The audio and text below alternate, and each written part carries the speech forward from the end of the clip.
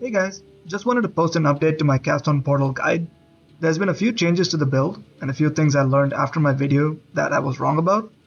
This has a few implications on the gearing, considering a lot of the uniques that I used have skyrocketed in price. I did not expect it to go that high. A few things that I mentioned in the video that were important turned out they were actually not that important, and what implication this has is it's going to make gearing a lot cheaper. So all those uniques that have skyrocketed, you don't need almost any of that. But before we get into all of that, just want to take this opportunity to thank everyone for watching my guide. The response has been overwhelming. I genuinely did not think it would do this well. It really means a lot to me. I'm really proud of this build. I'm really happy with how it turned out. And it's been an absolute blast to play. I'm really proud of this. I want as many people to experience this build while it's still here. I strongly expect this to be patched out next league, this interaction.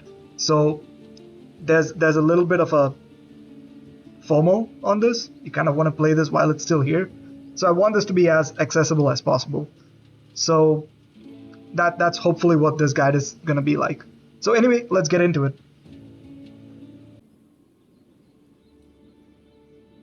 Okay, so the first changes I want to talk about are with how we made the build even faster, and that comes with Frostblink of Wintry Blast. I briefly talked about it in the previous guide. I've now added it to the build. I got rid of Fireball and I've added it. It makes it a lot more flickery. It's funny. It's fun. You should see how it is in practice. The other change I've made is I've added Flame Wall. I got rid of Ellie Focus to squeeze this in. Flame Wall is good because we use a lot of projectile skills and this adds flat fire damage to all your projectile skills.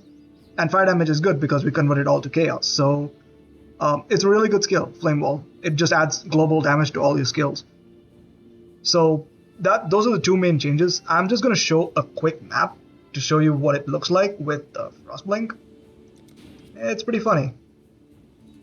I'm probably not going to run the full map, just a little bit to give you an idea. But here we go.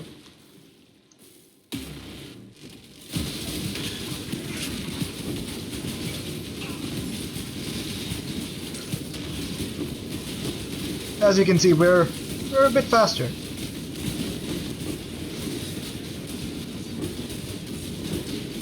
And all I'm doing is I'm literally just holding down right click. That's it. I'm just holding down Portal.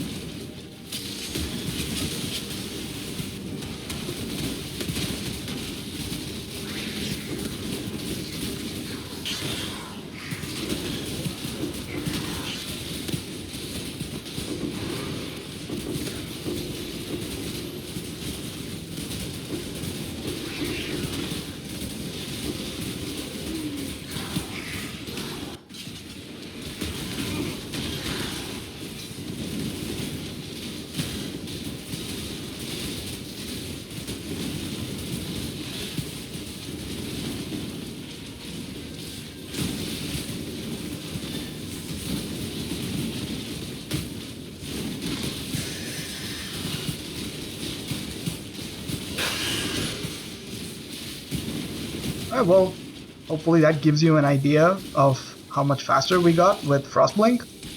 It's a fair bit faster. I will say one thing, Frostblink of Wintry Blast, it feels like it's a slight decrease in single target damage, because one, our rolling magma shotgunning requires like perfect positioning on top of bosses. If you're running only Lightning Warp, it perfectly positions you on top of bosses, but with Frostblink you're kind of like going back and forth between the bosses. So it kind of seems to mess with the shotgunning a little bit, so you lose a little bit of single target damage, but I think it's worth it for all of the extra mobility you get for mapping. But you can always, just unsocket it if you need it. So as far as skill gems go, those are the two changes I've made to my build. But then again, you don't have to run the skills I'm running. You can run Detonate Dead, you can run your own set of skills. This is just what I made for my build. That's all I'm saying right now in terms of skill gems. Now let's move on to the real changes, which comes from what I've learned and what implications it has on the gearing.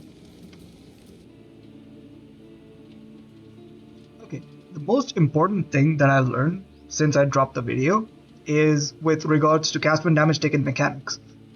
What I learned is cast when damage taken does not track damage taken while it is on cooldown.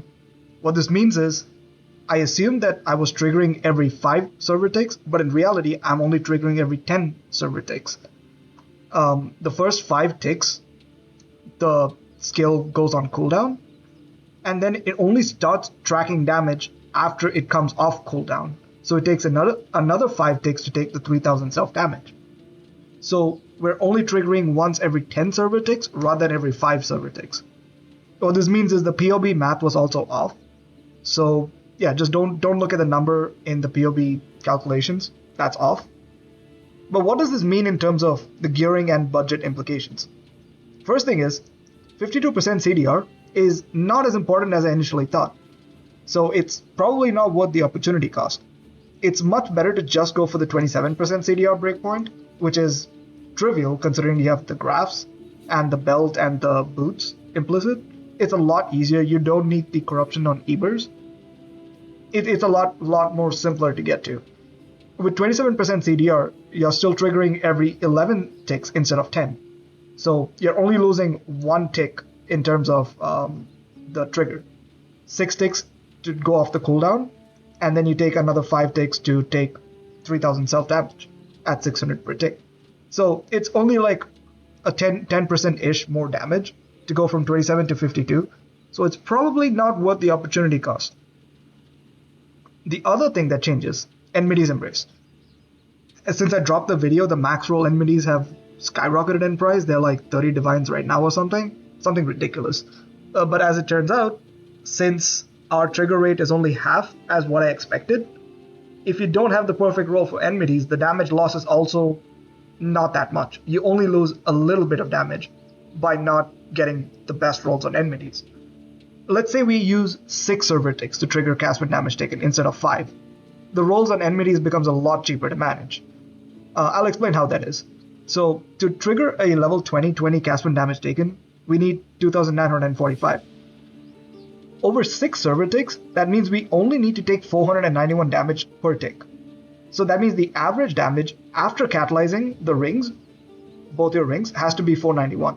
That's a lot simpler to do. The ring naturally rolls from 300 to 500, and you can divine it, if for some reason the rings get expensive. But all you need is just a 410 roll on the ring, and you can catalyze that up to 491. That's all you need. You don't need the max roll. You can get it a lot simpler. Now the other advantage of going to a level 2, like a 27% CDR, is you can go for a level 2120 cast when damage taken, in which case we only need to take 537 self damage across 6 each server tick. So in 6 server ticks, that's enough to trigger a level 2120 cast when damage taken. I'll explain how the math works real quick. So for a level 21 cast when damage taken, we need to take 3580 self damage. So let's take that. And with 20 quality, that's you have 10% less damage you need to trigger it. So this is how much damage you need to take in 6 server ticks to trigger a level 2120 cast when damage taken. So if I take this, divide by 6, that's how much damage I need to take per server tick. So the average between both your rings, the self damage, needs to come to 537 if you're using a level 2120 gem. With a level 2020 gem, it's even lower. You only need 491. But anyway, the point I'm trying to get at is the build is perfectly playable with that setup. You lose a little bit of damage, but becomes significantly cheaper and easier to build. It's a lot less restrictive compared to something like Ward Loop or even Cast on Critical, where you can get away with not meeting the breakpoints.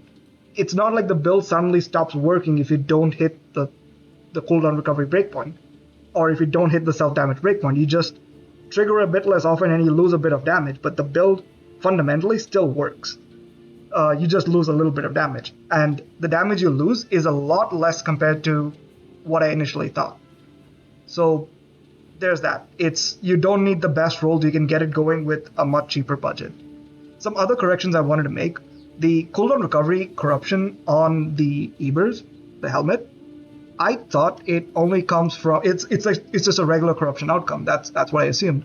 But turns out it's not a regular corruption outcome. It's from bricking a glimpse of chaos into a unique helmet. So turns out this is actually a lot more expensive than I thought to get the CDR corruption.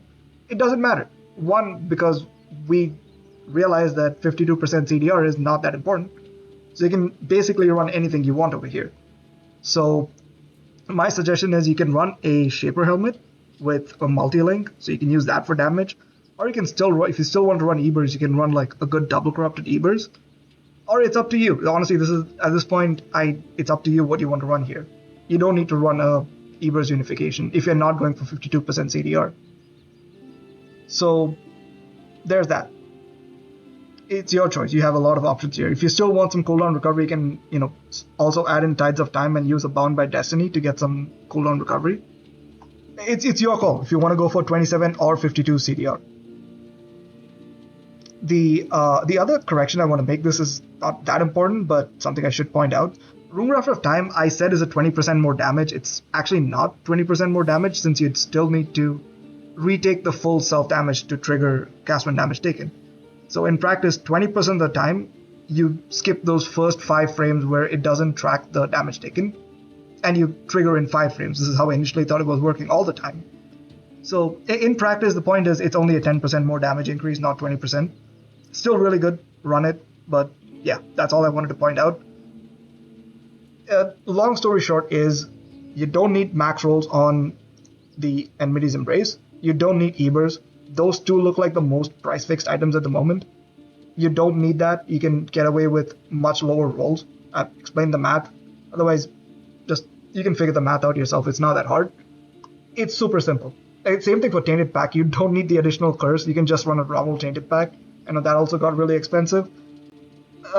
This is a lot more cheaper to enable than what I initially explained. I didn't think things would get this expensive.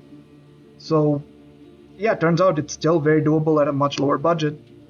Of course, Progenesis is the ultimate upgrade. If you can afford it, do it. That should be what you should be aiming for. Otherwise, you don't need to hit 52% CDR, 27 is fine. And yeah, once again, thank you so much for watching the guides. It feels really nice to get the response. I'm glad you guys like it, and I hope you guys check it out. It's probably gone next league, so give it a shot. It's not that hard to enable. So yeah, thanks for watching, guys.